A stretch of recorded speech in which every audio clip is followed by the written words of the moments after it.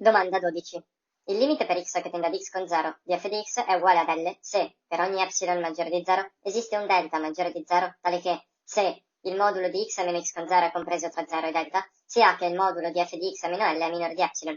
Il limite per x che tende ad x con 0 di f di x è uguale a più infinito se, per ogni m maiuscolo maggiore di 0, esiste un delta maggiore di 0, tale che, se il modulo di x meno x con 0 è compreso tra 0 e delta, sia che f di x è maggiore di m maiuscolo. Il limite per x che tende a x con 0 di f di x è uguale a meno infinito se, per ogni m minuscolo minore di 0, esiste un delta maggiore di 0, tale che, se il modulo per x meno x con 0 è compreso tra 0 e delta, sia che f di x è minore di m.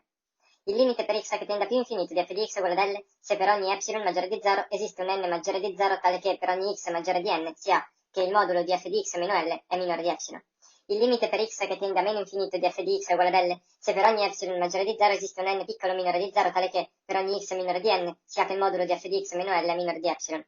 Il limite per x che tende a più infinito di f di x è uguale a più infinito se per ogni m grande maggiore di 0 esiste un n grande maggiore di 0, tale che per ogni x maggiore di n grande, sia che f di x è maggiore di m grande. Il limite per x che tende a meno infinito di f di x è uguale a più infinito se per ogni m maggiore di 0 esiste un n piccolo maggiore di 0, tale che per ogni x minore di n, sia che f di x è maggiore di m. Il limite per x che tende a più infinito di f di x è meno infinito se per ogni m piccolo minore di 0 esiste un n grande maggiore di 0, tale che per ogni x maggiore di n, sia che f di x è minore di m. Il limite per x che tende a meno infinito di f di x è uguale a meno infinito se per ogni m maggiore di 0 esiste un n maggiore di 0, tale che per ogni x minore di n, sia che f di x è minore di m.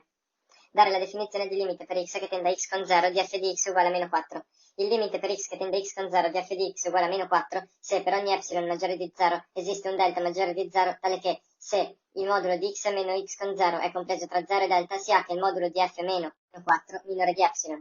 Dare la definizione di limite per x che tende a meno 4 di f di x uguale a più infinito. Il limite per x che tende a meno 4 di f di x è più infinito se per ogni m grande maggiore di 0 esiste un delta maggiore di 0, tale che, se il modulo di x meno 4 è compreso tra 0 e delta, sia che f di x è maggiore di m.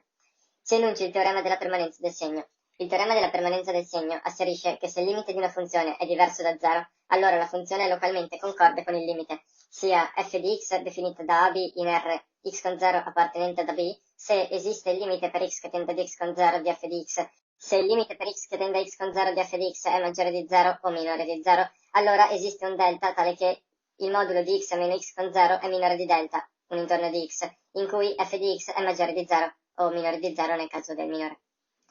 Si applichi il teorema della permanenza del segno al caso di f tale che il limite per x che tende a x con 0 di f di x è uguale a meno 4. Per il teorema della permanenza del segno, se il limite per x che tende ad x con 0 di f di x è uguale a meno 4, minore di 0, allora esiste un delta tale che x meno x con 0 in modulo è minore di delta, in cui f di x è minore di 0. È vero che se f di x è minore di 0 per x in un intorno di x con 0